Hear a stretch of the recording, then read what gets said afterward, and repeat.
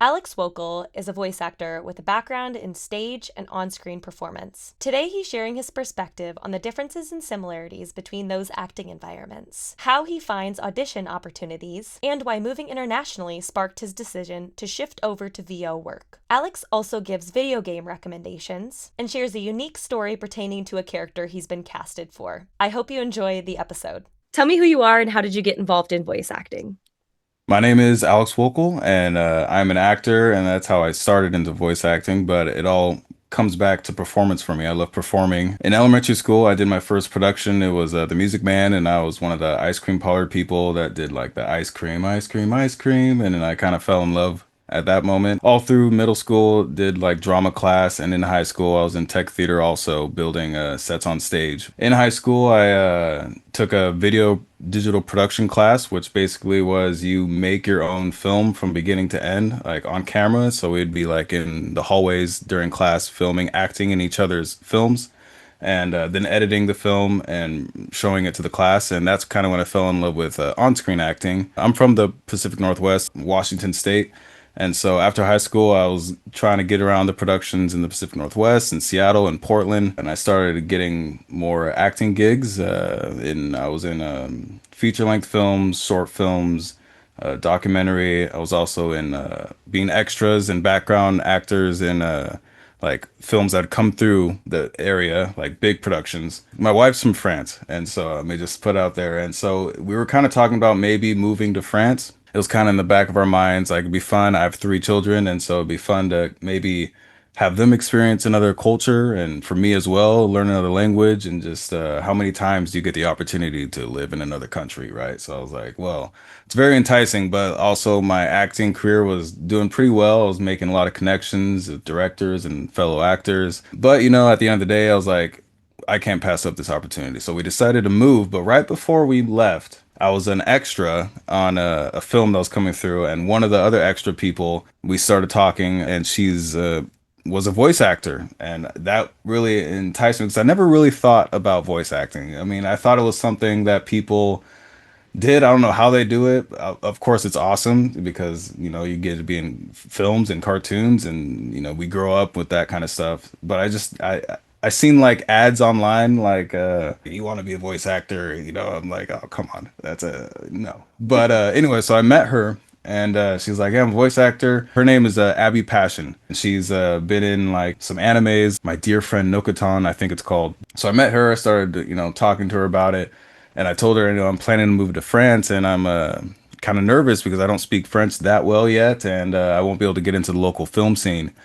And she's like, well, you should try to get into voice acting because you can kind of do that anywhere. And so I was like, oh, yeah, I never thought about that, but you're right. And she's like, you know what? I will send you like a kind of get ready kit, like a starter kit to kind of help you out. I was like, wow, that's awesome. So, anyways, I moved to France, and then she sent me that kit, and yeah, I did not find people wanting to make films with English speakers here. So I was kind of in a drought with being artistic and creative. So she sent me that kit. I just kind of just went for it, and that's how I went into voice acting. And that was about, I want to say, 8 months ago ish. Like I think it was around September of last year. What differences and similarities have you found between stage acting and Mhm. voice acting? You're by yourself most of the time. You know what I mean? I have acted where there's other people on a call and you're acting off each other, but I find most of the time you're by yourself and just saying the lines and then sending them off. And so that is one big difference. Projection stuff is obviously different and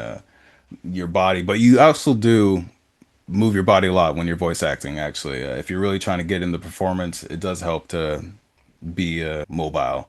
Being on screen behind a camera, that also would have differences, but would you say it's more similar to voice acting? I remember getting a live direction thing with a director, and one of my first times, and I was like, man, I have nowhere to hide, It's like my voice, They can hear if I'm nervous. They can hear all of that. So I'm like, I was really nervous, but I made it out okay. But I think that's the big thing. Like, you really have nowhere to hide. On-screen acting, yeah, you can maybe sound nervous, but you can play it off. Like, there's a way to get out of it. Voice acting, there's nowhere to hide. It's your Mhm. voice, and you better. It's how you sound, you know. You have a couple pieces of equipment that you've gotten from your friend who recommended some different things. Is what you have now the same as what you got when she first recommended those? Or have you changed some of the pieces of equipment as you've used them, tried them out, and that kind of thing? She had a bunch of different recommendations. So it's like if you can afford this or that USB microphone or XLR microphones. I had some money saved, so I kind of just went deep. I just bought kind of expensive stuff. I was like, let's just go for it. I want to do this. So I shot my shot and just bought stuff. So I still have the same equipment, the Audio Technica at 2020 microphone, Scarlett Focusrite. Everyone has that. I found, but didn't have a laptop, so I bought a laptop that can handle this kind of stuff. And then I bought a booth, like a PVC pipe booth, and then I bought a bunch of stuff to put in the room to kind of sound treat the room a little bit. How did you audition, find auditions before you were doing voice acting? And how has that changed now that you've shifted to voice acting? One of the things she said is join Twitter or X, and there's a bunch of big voice acting community there. So when I was doing on-screen acting, most of the time backstage, I found quite a bit on there, and it's pay to play, so it's not that great, but it's also legit. Sometimes it's pay to play that nothing ever comes of it. I did get paying gigs off backstage, so I can back that one. Facebook in your area, if you have a filmmakers group around where you live, probably. So join that, introduce yourself, say you're an actor, and someone might want to hop on with you. Sometimes Craigslist, I found some stuff on Craigslist. So that's kind of how it started. And then once you start doing that enough, you make connections. And I actually was offered some roles, or I met some directors that I just kept in contact, and we talked and like, okay, I'm making a next film. Do you want to be in it? Or blah, blah, blah. For the VO side, I have found some stuff on Backstage. Backstage is still good for that. Facebook also too. There's a big VO community there. But I would say the best thing, I was not on X or Twitter before my VO excursion, and I had no idea all the stuff that was on there. There's a huge voiceover community, and there is like gigs posted almost daily. They're everywhere, and it's like, what is going on? So that is like the best place to be to find gigs. I would say is Twitter for sure. Of course, Casting Call Club is great also because you can join for free and people post things all the time, and it's very good for anyone starting out. You can just start applying for stuff, and you don't have to pay anything. Do you have a certain kind of character or type of project that you're more drawn towards and that you enjoy auditioning for more? I think my voice lends more towards like a hero or like someone that's like not too you know what I mean? More like those roles I feel more confident in. Definitely video games is what I want to audition for. Those are kind of rare sometimes because I'm a huge gamer. I got like Gengar from Pokemon on my arm. I'm a huge gamer. So being able to say you're in a game is just so awesome. So I would love to be in video games and obviously and I'd love to be in anything. Please hire me if you're watching this. But I definitely go for everything. I'm happy with doing everything. Tell me about some of the projects you've been able to do for voice acting. I've got casted for video games, animations, and audio dramas. Some of the biggest ones gotten cast for hasn't been announced yet, so I can't say anything, but it's very exciting. Recently, someone found my demo reel online and they liked one of my voices, like the pirate voice. I do like a yeah. Like, wild. They like, I really like this, and I think it'd be perfect for this character in my video game. Like, say less, fam, I'm in. His dialogue that they're having, they don't actually speak like straight lines like they do like I don't know if the Sims like, and then it says like the line.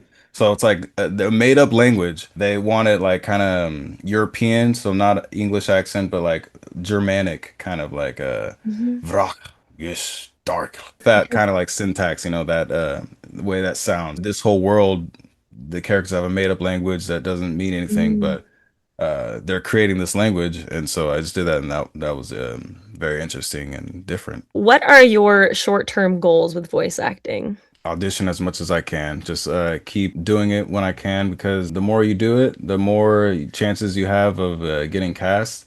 And there's a bunch of auditions to do all the time. You can't do them all. I've noticed that. I'm busy and sometimes I'll save stuff and then the deadline passed and it's like, oh, it is what it is, but there's always something else. And so, don't beat yourself up because there's always something else. I'm not too focused on like, oh, I need to get this role, I need to get that.